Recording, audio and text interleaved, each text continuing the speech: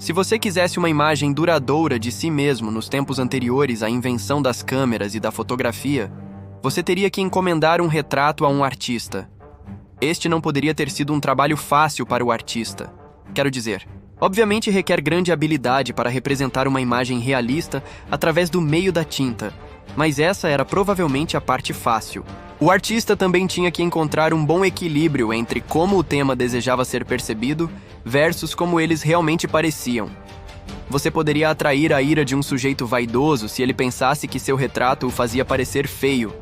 Mas também há casos de sujeitos mais humildes ficando irritados com retratos que eles pensavam serem excessivamente lisonjeiros. Para complicar ainda mais o trabalho do artista, está a ideia de que um grande artista não é apenas capaz de capturar a semelhança de seu tema, mas seu caráter.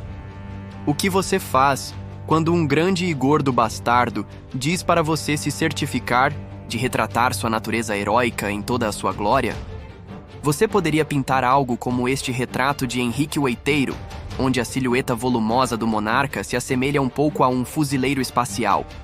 Na verdade, a largura de seus ombros é, talvez de alguma forma ainda mais exagerada. Ele também possui as pernas de um jogador de rugby, cujos hobbies incluem fazer longas caminhadas pelos continentes. Embora os historiadores tenham notado em seus conjuntos de armaduras sobreviventes, suas pernas não eram realmente tão longas. Henrique era um grande fã desta pintura de Hans Holbein, o jovem, mas parece que ele não apreciou totalmente o talento do artista para a bajulação. Quando a coroa identificou Ana de Cleves como uma potencial rainha para Henrique, o rei enviou o artista para pintar seu retrato. Quando ele viu o retrato, Henrique decidiu. Ele se casaria com esta bela mulher. Então ele a viu pessoalmente e se sentiu bastante traído pela pintura, afirmando: ela não é tão justa como foi relatado. Da mesma forma, Ana de Cleves também. Não gostou particularmente da aparência de Henrique, e, segundo relatos, nem sequer o reconheceu em seu primeiro encontro. Isso colocou Henrique em uma situação muito difícil, cuja hilariedade ele descreveu da seguinte forma: se não fosse que ela veio tão longe para o meu reino, e as grandes preparações e o estado que meu povo fez para ela, e por medo de causar um tumulto no mundo e de levar seu irmão para os braços do imperador e do rei francês, eu não me casaria com ela agora. Mas agora é tarde demais, por isso lamento. Henrique foi essencialmente forçado a um casamento que ele realmente não queria, e suas frustrações causaram desavenças entre ele e os embaixadores que o haviam convencido da beleza de Ana. Um pouco conveniente para este sujeito que o colapso de seus muitos casamentos foi sempre culpa de outra pessoa, hein? Rainha Elizabeth II, outra monarca britânica que foi pintada como uma jogadora de rugby, é a Rainha Elizabeth II. Em 2001, o artista Lucian Freud, neto de Sigmund Freud, pintou este retrato da rainha, que foi recebido com muitas críticas pela imprensa. Quando Elizabeth foi presenteada com o retrato final, ela teria agradecido a Freud e dito: eu gostei muito de vê-lo misturar suas cores, mas na verdade não revelou o que ela pensava da pintura em si, que é como você agradece educadamente a alguém por lhe dar um presente horrível sem mentir. Uau! Você deve ter tido muito trabalho para me dar este alvo de dardos inflável.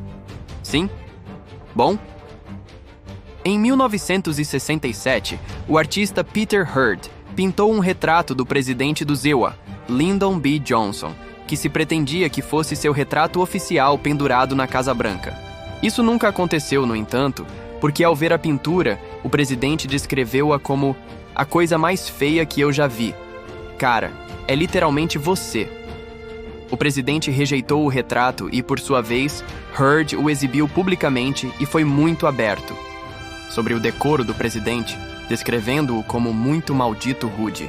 Paolo Veron, em 1573, o pintor italiano Paolo Veronese pintou esta peça maciça para a Basílica de Santi Giovanni e Paolo. Era destinada a ser uma cena de banquete da Última Ceia, mas Veronese retratou muitos personagens extras ao lado de Jesus e dos apóstolos.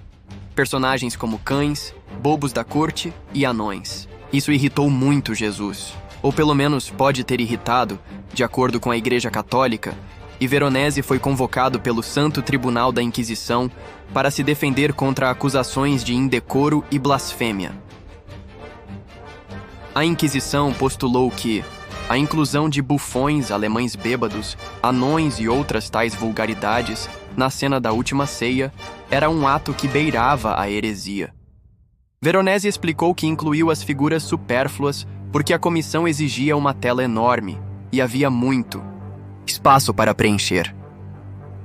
A Inquisição não simpatizou com sua situação artística, no entanto, e ordenou que ele remediasse a obra de arte pintando a heresia. Em vez disso, ele apenas renomeou a pintura A Ceia na Casa de Levi e afirmou que era uma referência a um evento diferente mencionado nos evangelhos, em vez da Última Ceia. Convenientemente, os evangelhos mencionam pecadores presentes nesta ceia, então Veronese não fez nenhuma alteração na própria pintura e evitou mais problemas.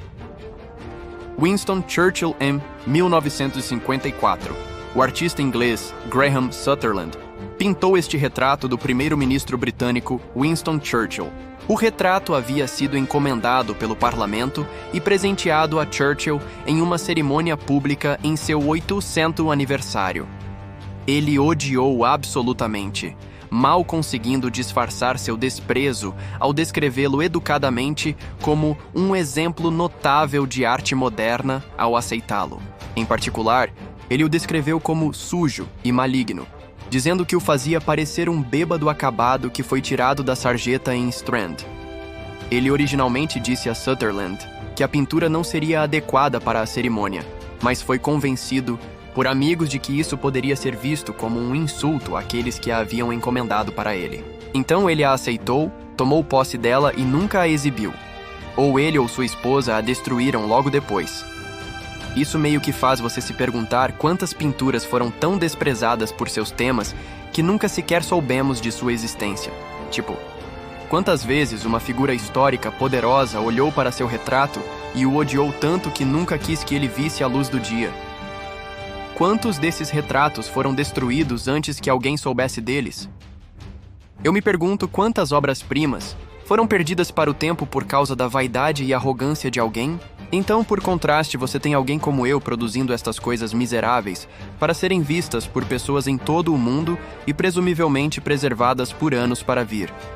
Enquanto há algum trabalho magistral que foi transformado em cinzas centenas de anos atrás, depois de só ter sido visto por um punhado de pessoas. Bem, talvez algum dia tudo isto seja transformado em cinzas também. Por isso é melhor apreciarem-no enquanto ainda está aqui. E aí, o que achou dessas histórias de retratos que deram o que falar? Desde reis e rainhas insatisfeitos até artistas processados pela Inquisição, a arte sempre gerou polêmica. Afinal, a representação de alguém, seja ela fiel ou idealizada, pode dizer muito sobre o poder, a vaidade e a nossa própria percepção da realidade. Se você curtiu desvendar os bastidores desses retratos icônicos, deixe seu like, compartilhe com os amigos e se inscreva no canal para mais histórias curiosas e reflexões sobre arte, história e cultura. E lembre-se, a arte é para ser apreciada e às vezes até odiada. Até a próxima!